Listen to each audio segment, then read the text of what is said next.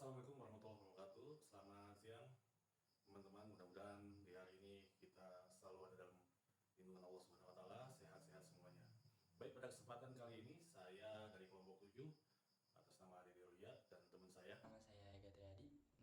Pada kesempatan kali ini akan membawakan presentasi yang mana merupakan tugas dari dosen pengampu Bapak Aidil Putra, mata kuliah perkembangan peserta didik.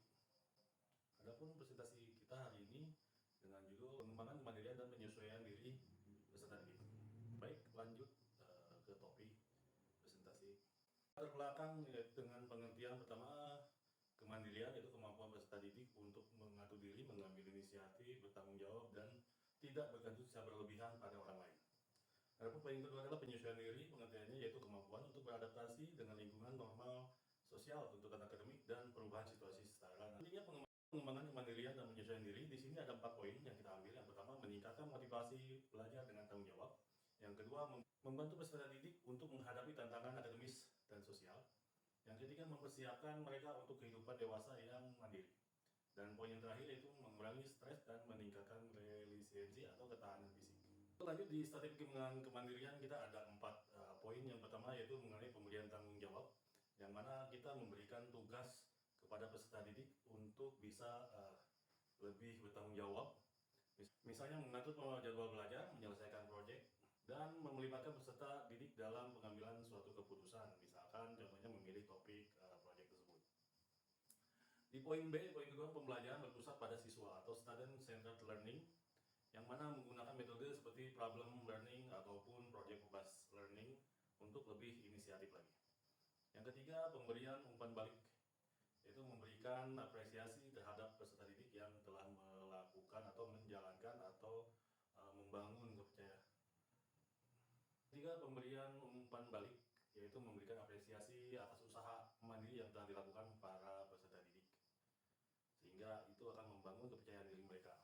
Dan poin yang terakhir, pembiasaan atau set regulation, yaitu mengajarkan manajemen waktu, perencanaan tujuan, sehingga nanti apa yang menjadi tujuan itu akan dicapai dengan baik.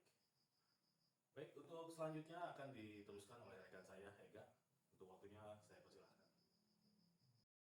Saya ingin melanjutkan pemaparan materi yang sudah dijelaskan oleh rekan saya. Saya akan membahas tentang strategi pengembangan penyesuaian diri.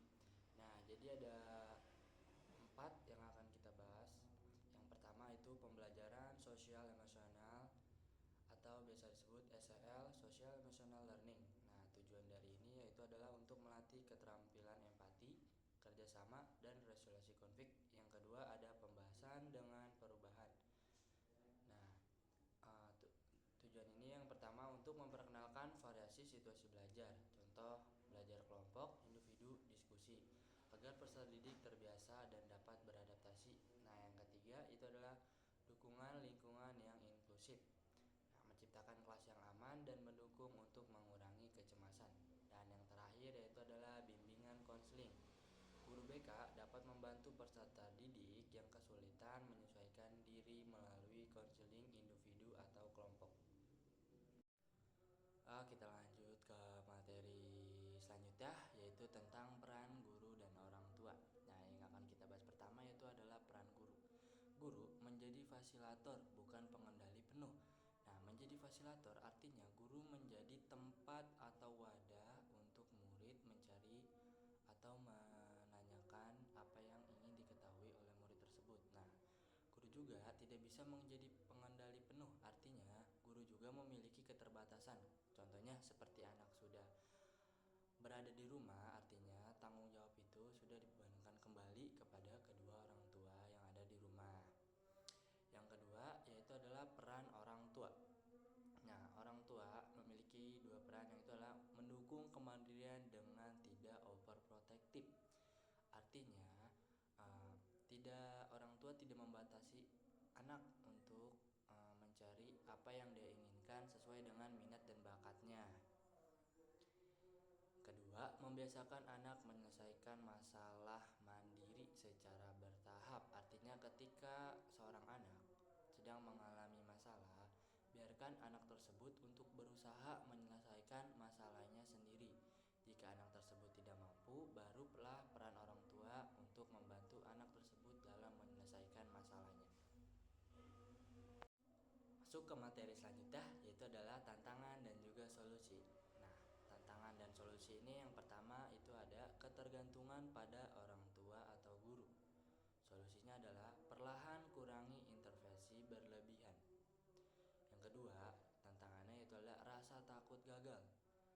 Nah, solusinya adalah bangun mindset growth mindset. Kegagalan adalah proses belajar. Artinya, ketika murid mengalami suatu kegagalan, kita sebagai guru atau orang tua harus memberi support dan juga semangat, dan tidak lupa memberikan nasihat bahwa tidak ada kesuksesan tanpa adanya kegagalan. Yang ketiga yaitu adalah kurangnya motivasi. Nah, solusinya adalah ciptakan lingkungan yang mendorong eksplorasi dan minat, atau kita bisa memberi feedback ketika anak kita sudah melakukan sesuatu yang baik. Lanjut ke materi selanjutnya, itu adalah kesimpulan. Nah, kesimpulan dari materi yang telah rekan saya jelaskan dan juga saya jelaskan, yang pertama adalah pengembangan kemandirian dan penyesuaian diri membutuhkan kolaborasi antar sekolah, keluarga, dan peserta didik sendiri. Dengan pendekatan yang tepat, peserta didik dapat menjadi pribadi yang tangguh,